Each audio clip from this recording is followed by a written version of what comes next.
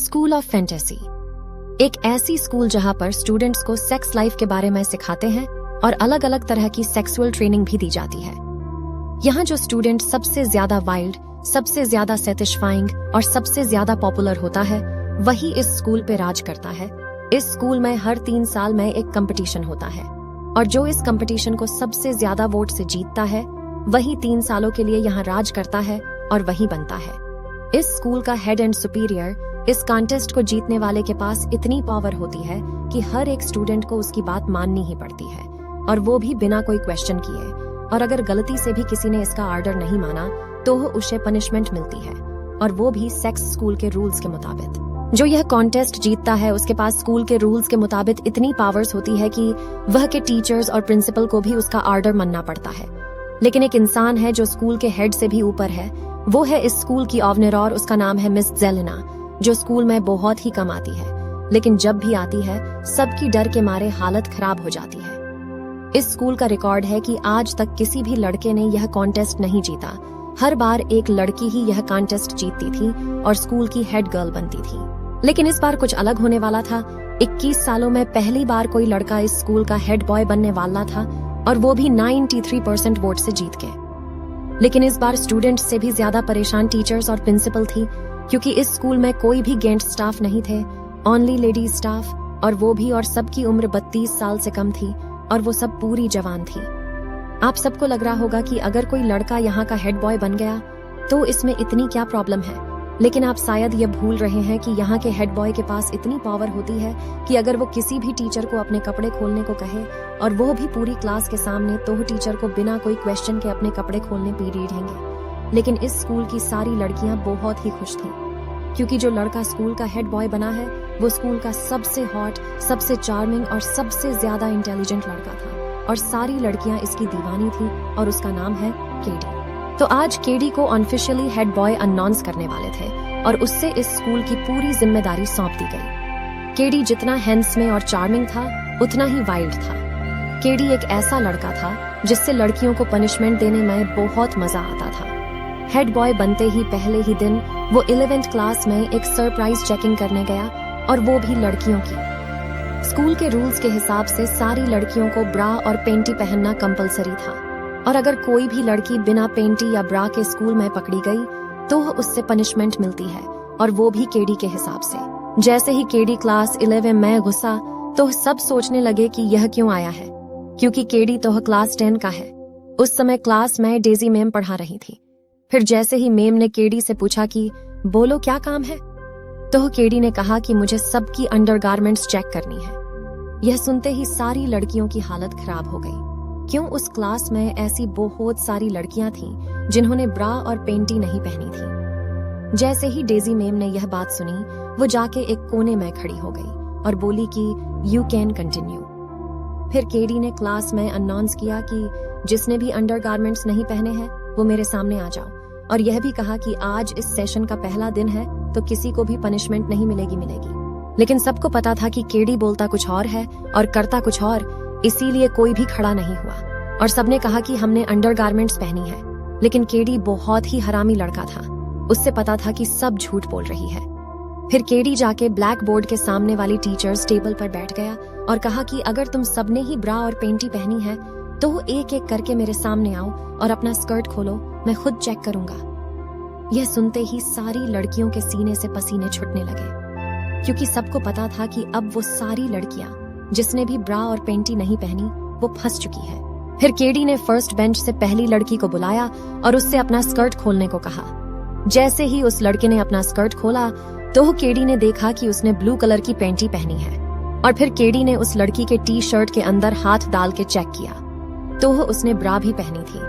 फिर first bench की सारी लड़कियां एक एक करके केडी के सामने आई और उसने सबको चेक किया और सबने अंडरगारमेंट्स पहनी थी और वो सब जाके अपने सीट पर फिर से बैठ गई। फिर केडी ने लास्ट बेंच में बैठी एक लड़की को बुलाया। उसका नाम था मोनिका हाइट में। वो थोड़ी छोटी थी लेकिन उसका फिगर एकदम कड़क था। जैसे ही केडी ने उसका नाम लिया वो घबराने लगी, क्योंकि उसने अपने ड्रेस के अंदर कुछ नहीं पहना था। फिर धीरे धीरे चल के वो लड़की केडी के सामने जा रही थी। उतने में ही केडी ने चिल्ला के कहा कि यहाँ कोई फैशन शो नहीं चल रहा है, जल्दी आओ। फिर जैसे ही मोनिका केडी के सामने पहुंची तो मोनिका ने कहा, आई एम सॉरी, मैंने आपसे झूठ कहा, मैंने ब्रा और पेंटी नहीं पहनी। ये सुनते ही केडी को बहुत ही जोर से गुस्सा आया और फिर केडी ने चिल्ला के कहा कि अब इस बात से कुछ फर्क नहीं पड़ता कि तूने कुछ पहना है या नहीं, चुपचाप जल्दी से अपना स्कर्ट खोलो। अब बेचारी मोनिका को पता था कि जो केडी बोल रहा है उससे करना ही होगा, नहीं तो वो बात बिगड़ जाएगी। फिर मोनिका ने एक एक करके अपने टी शर्ट के बटन खोले। अब क्लास के सारे लड़कों की नजर मोनिका पर थी, क्योंकि सबको पता था कि इसने अंदर कुछ नहीं पहना और सबकी इच्छा थी मोनिका को बिना कपड़ों के देखने की। फिर जैसे ही मोनिका ने अपनी टी शर्ट खोली तो सारे लड़कों की आंखें मोनिका के शरीर से हट ही नहीं सकी, क्योंकि किसी ने भी आज तक ऐसी कमाल की बॉडी नहीं देखी थी, वे भी बिना कपड़ों के। शर्म के मारे मोनिका अपना सर भी नहीं उठा रही थी, लेकिन जैसे ही केडी ने देखा कि उसने अंदर ब्रा नहीं पहनी तो उससे बहुत जोर से गुस्सा आने लगा, क्योंकि यह स्कूल के रूल्स के खिलाफ था। फिर चिल्ला के केडी ने मोनिका को कहा कि मैंने तुम्हें अपने सारे कपड़े खोलने को कहा है, जल्दी करो, मुझे और भी बहुत काम है। फिर मोनिका धीरे धीरे अपना स्कर्ट खोलने लगी और अब भी सारे लड़कों की नजर मोनिका पर ही थी। फिर जैसे ही मोनिका ने अपना स्कर्ट उतारा सबके होश उड़ गए, क्योंकि उसका फिगर बहुत ही कमल का था और उससे बिना कपड़े ढो के देखना स्वर्ग देखने से कम नहीं था। लेकिन यह देख के कि मोनिका ने पेंटी भी नहीं पहनी, केडी का गुस्सा और भी बाज गया और केडी ने चिल्ला के साइड में खड़ी डेजी मेम से पूछा कि बोलिए मेम, अब इससे क्या पनिशमेंट देनी चाहिए। अब मेम को भी पता था कि अगर पनिशमेंट देने में उन्होंने कोई भी गलती की तो केडी उनके भी कपड़े उतार देगा। फिर चिल्ला के मेम ने कहा कि मोनिका को बेंच पर उल्टा सुला के उसके पीछे मारो और तब तक मारते रहो जब तक इसका पिछला हिस्सा लाल ना हो जाए। फिर केडी ने मोनिका को खींच के बेंच पे उल्टा सुलाया और उसके पीछे मारने लगा। मोनिका दर्द के मारे जोर जोर से चिल्लाने लगी, लेकिन केडी फिर भी नहीं रुका, जब तक दर्द से मोनिका की हालत खराब ना हुई। यह देख के सारी लड़कियां घबराने लगी, क्योंकि उन्हें पता था कि अगला नंबर उनका है। फिर केडी ने चिल्ला के क्लास में कहा कि अगर मैंने एक एक करके सबकी चेकिंग की तो सबका यही हाल होगा, तो भलाई इसी में है कि तुम सब अपने आप मेरे सामने आ जाओ।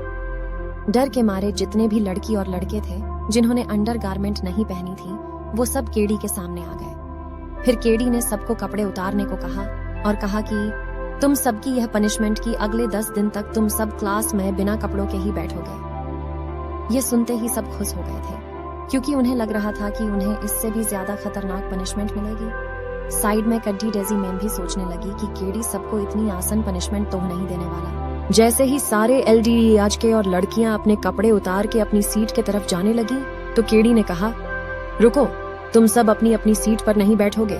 जितने भी लड़के बिना के हैं वो जाके लड़कियों के बीच में बैठेंगे और जितनी भी लड़कियां हैं वो जाके लड़कों के बीच में बैठेंगे। ये सुनते ही सब डर गए, क्योंकि उन्हें पता था कि आने वाले 10 दिन उनके लिए बहुत ही बुरे होंगे। जैसे ही एक लड़की जाके लड़कों के बीच में बेंच पर बैठने लगी तो उसके साइड वाले लड़के ने अपना हाथ उस लड़की के नीचे रख दिया, यह जानते हुए भी कि उस लड़के का हाथ उसके नीचे है और उसने कुछ भी नहीं पहना। उस लड़की को बेंच पर बैठना ही पड़ी था और वो लड़का उसके मजे लेते रहा।